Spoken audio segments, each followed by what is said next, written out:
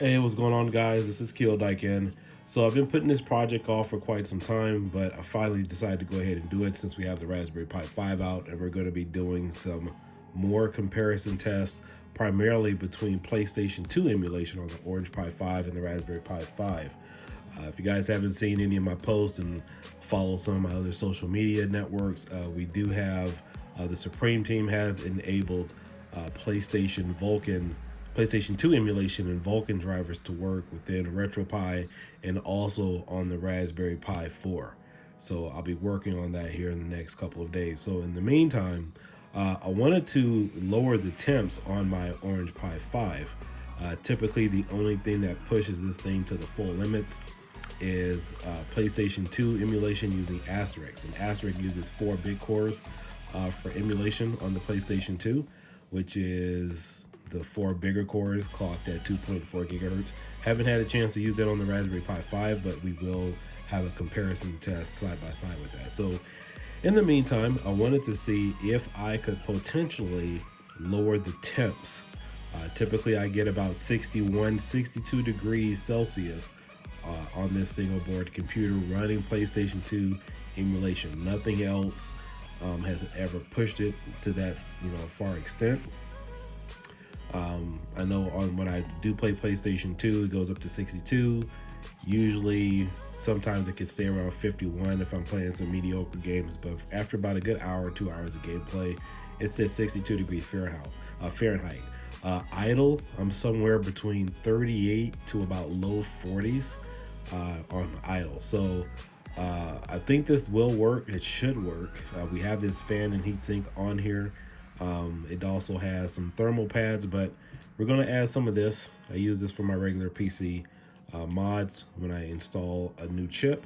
So hopefully this will give us some better contact with the rest of the heatsink that's on here and see if that'll give us a lower temp. So let's go ahead and jump into it.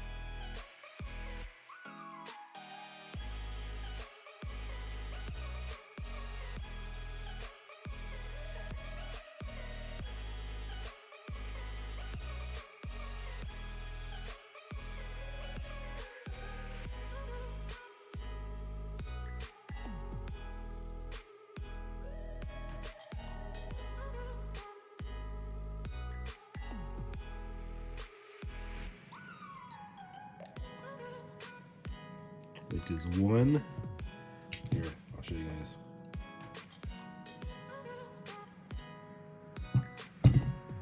Looks like there's 4 points here, 1, 2, 3, and 4. I don't think they took into account this one here. So you can see how this case lines up with that.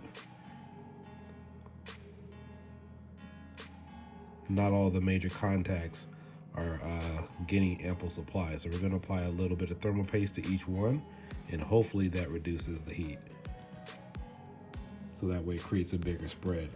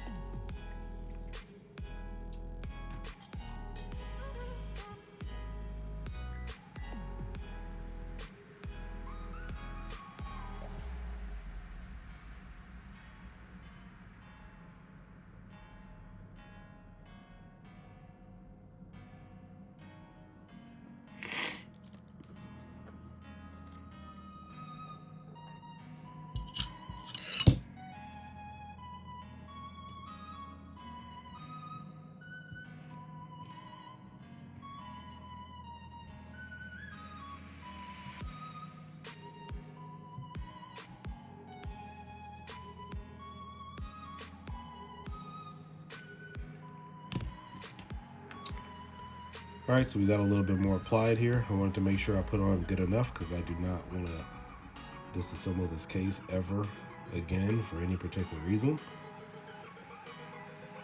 So that should definitely do it. And I know most people will say, oh, just apply a little bit of a dot or whatever, but this is my project, so screw it. Bring it this way, and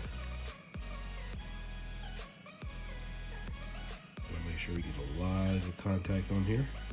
Put this back first. Because I honestly don't think this case is getting the contact that it should, so let's go ahead and put these nuts back in place.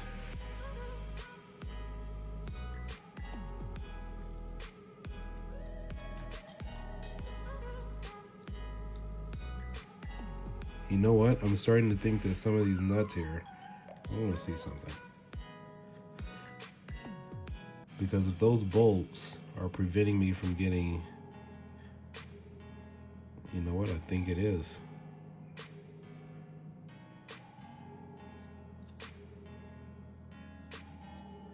Because you want this to really sit flush on here. You have a nice heat sink where everything should spread, but I think these bolts here are preventing the full contact from the heat sink.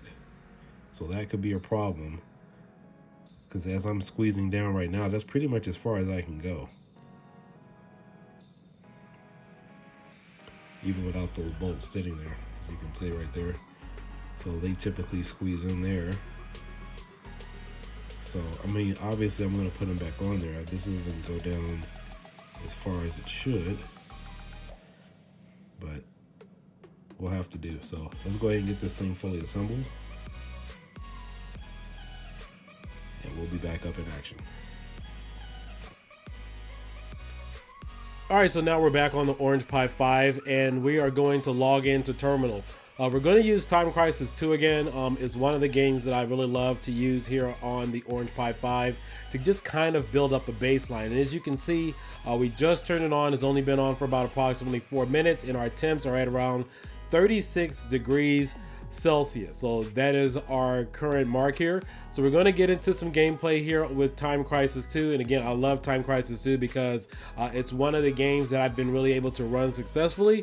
And then of course it also does have some slowdown where the frame rates will go anywhere, and some just very rare occasions will drop from, like, let's say 60 frames per second all the way down to 1. So I want to try to keep most of my test results and everything consistent, so that way you guys will know what mark we're going with. As again, I've ran this typically in the past for about 45 minutes to about 2 or about 3 hours, and it's really the only thing that I've seen max out the Orange Pi 5 in terms of temps with this particular case. And so again, our normal goal is 62 degrees. So let's go ahead and get into some gameplay, and at the end of the results, we'll see if this thermal paste adjustment has made any improvements for us.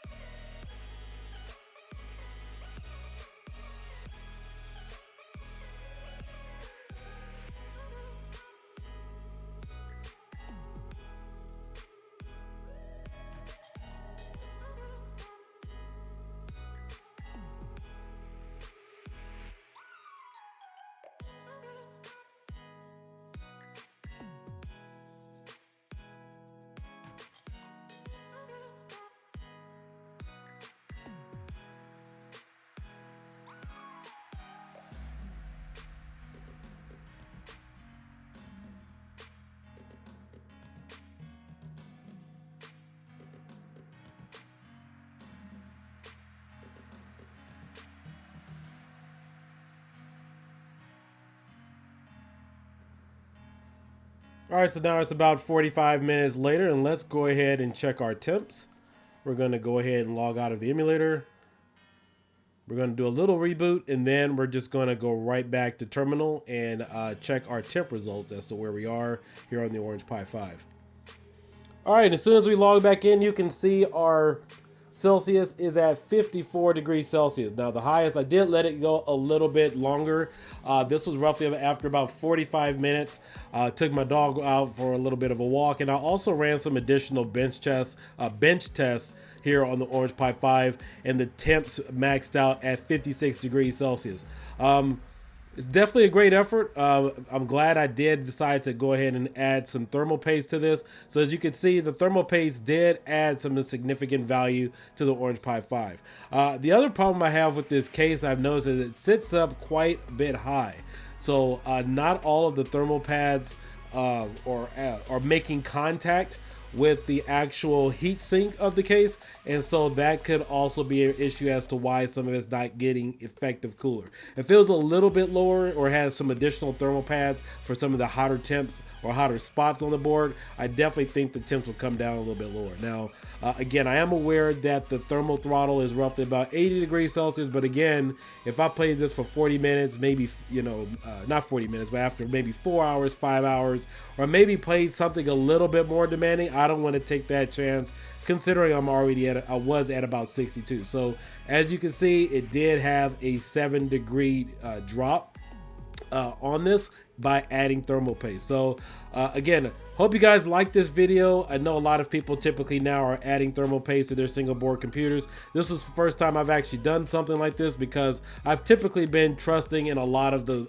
boards, not so much the boards, but the cases and also the thermal pads that it comes with. But as you can see, the thermal pads themselves just aren't efficient enough to give you the maximum cooling spread that you need for your single board computer. And I know a lot of you really haven't. This is really a lot of unfounded territory for a lot of us to be doing PlayStation 2 emulation on a single board computer. And so that's why I believe that these tests are vital, because we don't want to get thermal throttling. We don't want to start pushing this thing to limits that we know we probably shouldn't be doing. And just to kind of give us a bearing as to how far we can really take it. Are we still running cool? Are we running too hot? Even though if we overclock, for example, which I will be doing in the Raspberry Pi 5 test. But this gives us a good margin as far as what should we be doing with PlayStation 2 emulation on a single board computer. So again, I know the Arcade 3588 chip is not meant to be overclocked. If I could overclock it, obviously we would have probably gotten to or succeeded or surpassed 80 degrees at that rate, even with this particular case on there. I mean, thank God I have a really good cooling case or solution, because this really would have put me in the throttle territory. So with that being said, I hope you guys like and subscribe. I really hope you appreciate these tests, so that way you don't have to go through the same margin of errors maybe that some other people are doing. And just as a forewarning, if you are using it for applications that are a little bit more demanding, you will need to apply thermal paste to get the best cooling solution for your Orange Pi or any type of single board computer out there. So I'll catch you guys later. You guys all have a great day. Peace out. Bye-bye.